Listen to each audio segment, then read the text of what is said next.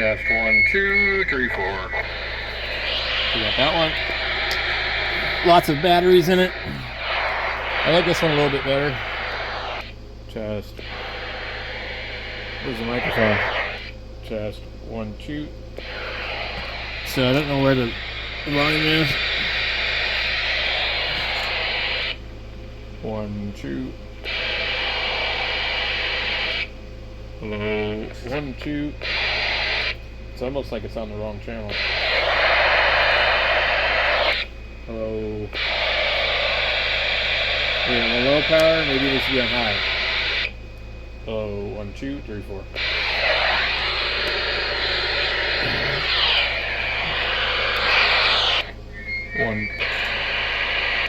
One, 2, 3, 4. This one actually sounds really good.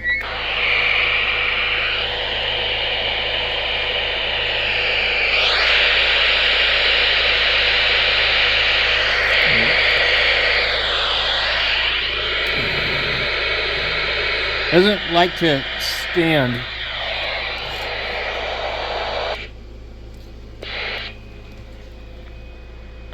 There's definitely an issue with this one. So this one used to work. So what I did was I just kept smacking it while it was keyed up. So 1, 2, 3, 4. 1, 2, 3, 4. So it works now. Really not sure. So this one has a separate microphone. Some of them use a common speaker. So I wasn't even doing that before. This radio is up about, we'll put it halfway. Hello, 1, 2, 3, 4. Testing 1, 2, 3, 4. That sounds pretty good for a walkie-talkie. So we need to figure out what's wrong with this one. This one works, and the only issue with this one is that little tab is broken off of here. I wish I had a way to kind of 3D print one, but I don't know how I would design that. It would be really, really difficult for me to do that. I have a couple of other ones, but what I like about these with the rubber ducky antennas are that you can load them up with batteries, rechargeables, and you could use them, and you wouldn't have to worry about people on GMRS or FRS, okay? You're probably not going to hear anybody on CB, and even if you do, they're not going to hear you. So they make actually really good, like, camping kind of radio to just play around with and stuff. And if the conditions are good, then you can listen to a bunch of people talk on AM. And probably not appropriate for kids to use because of the crap people say on CB radio, but oftentimes there isn't going to be anything on there. But I think they're good for kind of like maybe possibly prepping or whatever. You keep some batteries in one of these things. It's too bad they don't make one like this, like that's readily available, that has single sideband. It'd be kind of cool. I know that there was ones that were made, and there was 10 meter ones that were made and stuff like that. And you probably could convert this to 10 meters if you really wanted to. It would be extremely a pain in the butt, but it's possible to do it. But you would be on AM, so what good would that do you? So they're just kind of neat to have around, and when I see them at the thrift stores, if they're affordable, I'll buy them. So, and the Radio Shack ones are cool. I like the Radio Shack ones. It kind of reminds me of when I was a kid. And we used to have these when I was a kid. We'd ride our bikes down to the river to go fishing, and we would go up the river, different spots to look for salmon that were, coming upstream. And we would call each other on the radio and say, hey, they're over here, I found something, I found a good spot, so we would do that all the time, and constantly going through batteries and whatnot, but it was fun. So that was back before, rechargeable batteries were really a thing or even affordable. Another thing too you could probably do to these things is you could probably retrofit them with some type of lithium ion battery pack. That probably could be done pretty easily. But I think that for the price of the batteries on Amazon, I just bought a 24 pack of batteries over here from Amazon. They're 2400s. I bought those and they were 94 cents a battery. So I think I paid $22 for 24 batteries. Pretty heavy. I've been testing those out, and honestly, I just keep buying them because they're on sale, and I need them. I need them if I'm going to run stuff, play around with stuff like this. I need them for the kids' game controllers and things like that. So even if they suck, well, if they last 3 years and I use them all the time, I've gotten my money back out of them. I mean, any battery that you can use more than once or twice or 3 times is well worth the money compared to buying some stupid, Duracell or Energizer you gotta throw away.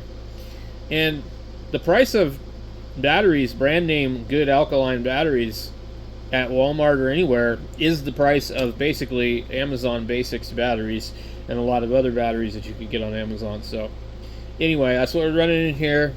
These originally were designed a certain way where they had like a dummy battery because they have 8 cells, so I'm trying to think of what that comes up to. I love this old calculator. So we got 1.5 times 8 would be 12 volts. I don't see why that should be a problem. Why would you want to run 2 dummy cells? Oops.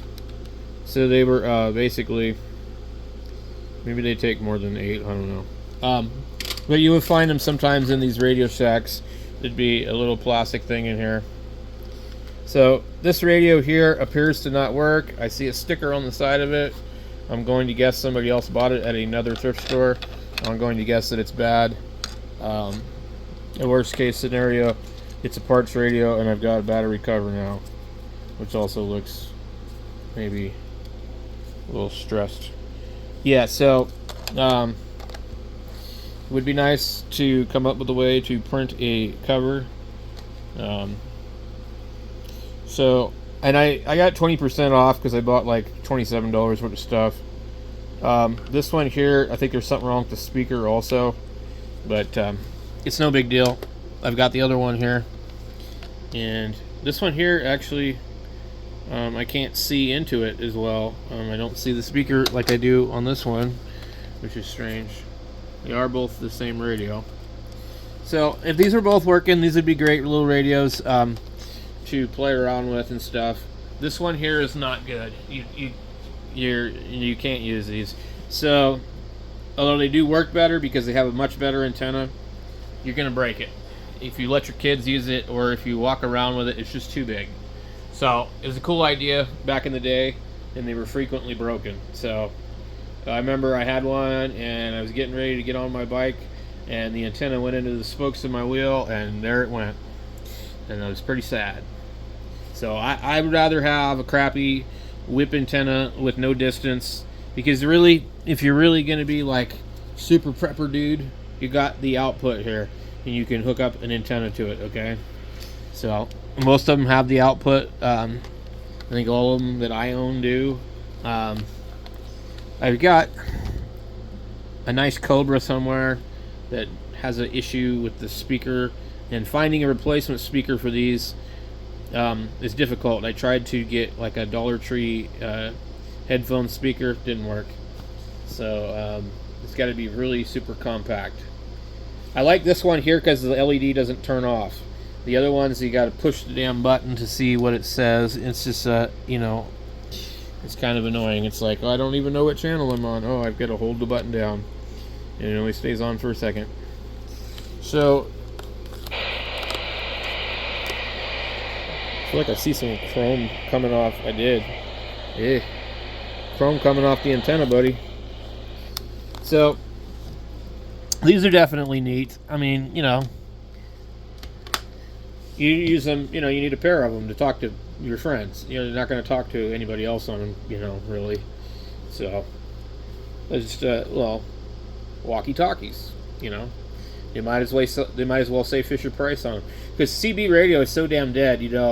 Even if you have, like that one with the good antenna, there's nobody's going to hear you. You could have them in your vehicle. Nobody's going to hear you. You might be able to talk to some trucker a mile away, maybe, but they're not going to get out. So, and that's what's kind of cool about it. Is like, well, you use them for close communication, just to play around. Nobody else is going to bother you.